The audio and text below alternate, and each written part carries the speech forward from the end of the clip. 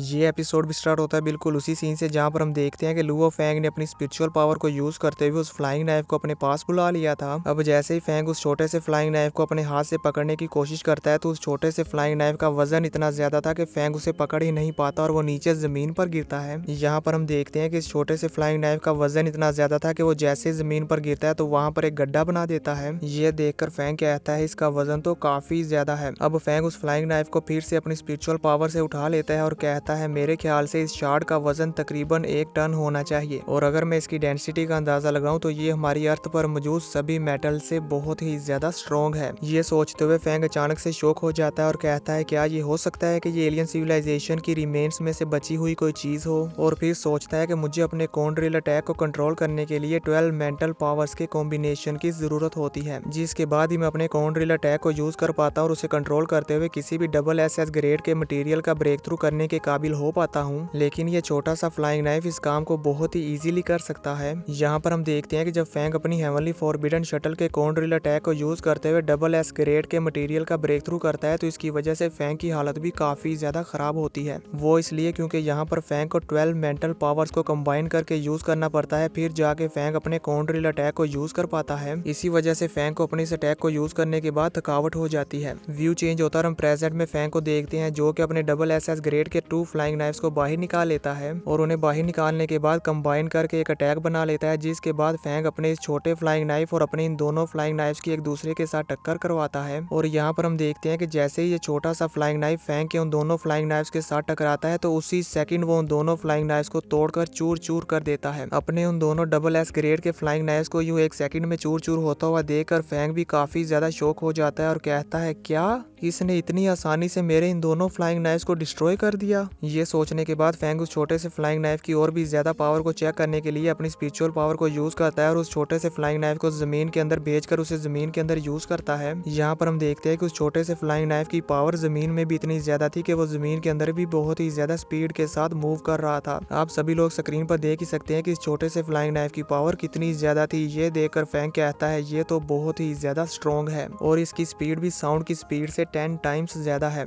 अब हम देखते हैं कि फैंग ने अपने उस छोटे से फ्लाइंग नाइफ को जहां पर जमीन के अंदर यूज किया था वो जमीन पूरी तरह से शैटर हो गई थी। अब हम फैंग को देखते हैं जो अपने उस छोटे फ्लाइंग नाइफ की पावर को चेक करने के बाद उस फ्लाइंग नाइफ को अपने पास ले आता है और कहता है इस फ्लाइंग नाइफ की स्पीड बहुत ज्यादा है और इसका एयर रेसिस्टेंस भी काफी कम है। और ये कहने के बाद फैंग सोचता है कि अगर मैं अभी अपनी फुल पावर को यूज करूँ तो मुझे पूरा यकीन है कि मैं बहुत ही आसानी से किसी भी एम्परर बीस्ट की डिफेंस का ब्रेक थ्रू कर सकता हूँ। ये सब सोचने के बाद फैंग को अचानक से याद आता है अरे हाँ ब्लैक गॉड आर्मर। मेरा ये ब्लैक गॉड आर्मर अपनी डिफेंस के लिए जाना जाता है क्योंकि इसकी डिफेंसिव पावर बहुत ही ज्यादा होती है। क्या ये पॉसिबल हो सकता है कि ये फ्लाइंग नाइफ मेरे इस ब्लैक गॉड आर्मर को डिस्ट्रॉय कर दे। ये सोचने के बाद फैंग अपने ब्लैक गॉड आर्मर को एक्टिवेट कर लेता है और उसे वहीं पर स्टैंड करके अपने ब्लैक गॉड आर्मर से बाहर आ जाता है और फिर अपने ब्लैक गॉड आर्मर के सामने जाकर इस छोटे से फ्लाइंग नाइफ को यूज करते हुए अपने ब्लैक गॉड आर्मर पर अटैक कर देता है। यहाँ पर हम देखते हैं कि ब्लैक गॉड आर्मर अपनी प्रोटेक्टिव शील्ड को एक्टिवेट करके फैंग के इस फ्लाइंग नाइफ को रोक लेता है। ये देखकर फैंग अपने इस फ्लाइंग नाइफ की पावर को धीरे धीरे और भी बढ़ाने लगता है, पर यहाँ पर हम देखते हैं कि ब्लैक गॉड आर्मर इजीली उसे रोक पा रहा था। ये देखने के बाद फैंग भी अपनी पावर को और भी ज्यादा बढ़ाने लगता है, जिसकी वजह से हम देखते हैं कि ब्लैक गॉड आर्मर के अंदर एक होल हो जाता है। यानी कि दोस्तों यहाँ पर इस फ्लाइंग नाइफ ने फैंग के ब्लैक गॉड आर्मर के डिफेंस को तोड़ दिया है, जो देखकर फैंग भी एकदम से हैरान हो जाता है कि इसने तो कम्प्लीटली मेरे ब्लैक गॉड आर्मर को तोड़ दिया।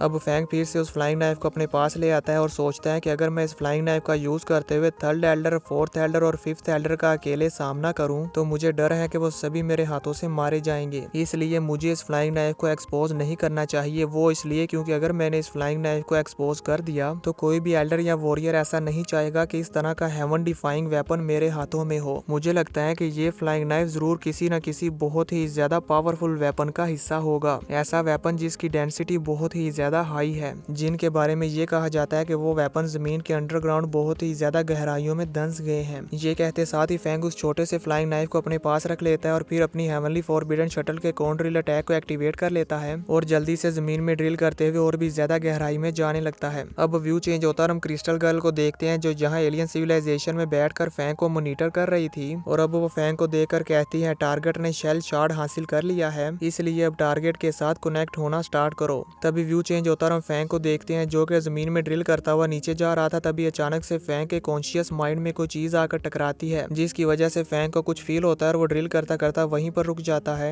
और कहता है मैं फील कर पा रहा हूँ कि यहाँ अंडरग्राउंड में कुछ और भी अमेजिंग होना चाहिए। ये कहने के बाद फैंग फिर से अपने कॉन ड्रिल अटैक को एक्टिवेट कर लेता है और जमीन में ड्रिल करते हुए और भी ज्यादा नीचे जाने लगता है। तभी हम क्रिस्टल गर्ल को देखते हैं जो कि अपने एआई सिस्टम से कहती है हमारा टारगेट आ रहा है, इसलिए इनविजिबल कैबिन डोर को ऑफ कर दो। जो सुनकर हम देखते हैं कि वो AI system invisible cabin door को ऑफ कर देता है, जिसकी वजह से हम देखते हैं कि जैसे ही उस डोर को इनविजिबल करके रखने वाला वो डिवाइस डीएक्टिवेट होता है तो वहां पर एक एलियन सिविलाइजेशन का डोर हमें नजर आता है जो कि काफी बड़े साइज में था और दिखने में भी प्यारा लग रहा था। तभी हम फैंग को देखते हैं जो ड्रिल करते करते यहाँ जमीन में इतना नीचे अंडरग्राउंड में आ जाता है और यहाँ पर आकर अपने आसपास देखने लगता है, पर यहाँ पर फैंग को कुछ भी नजर नहीं आता। तभी अचानक से फैंग को एक तरफ से शॉकवेव आती हुई फील होती है, जिस वजह से फैंग उसी साइड जाने लगता है। वहां पर जाने पर फैंग उस जगह को देखकर थोड़ा सा हैरान होता है और कहता है यहाँ पर तो एक रूम है। फैंग अभी उस जगह को देखते हुए आगे बढ़ ही रहा था कि तभी अचानक से फैंग को अपने सामने एक रोशनी नजर आती है, जिसे देखकर फैंग जल्दी से उसकी तरफ जाने लगता है। पर वहां पर फैंग देखता है कि दो बड़ी बड़ी चट्टानें उस रोशनी को इधर आने से रोक रही थी। तो ये देखकर फैंग अपनी स्पिरिचुअल पावर को यूज करते हुए उन दोनों बड़ी बड़ी चट्टानों को वहां से साइड हटा देता है। अब उन चट्टानों को हटाने के बाद जैसे ही फैंग अपने सामने का नजारा देखता है तो वो ये देखकर काफी ज्यादा शॉक हो जाता है और कहता है डोर,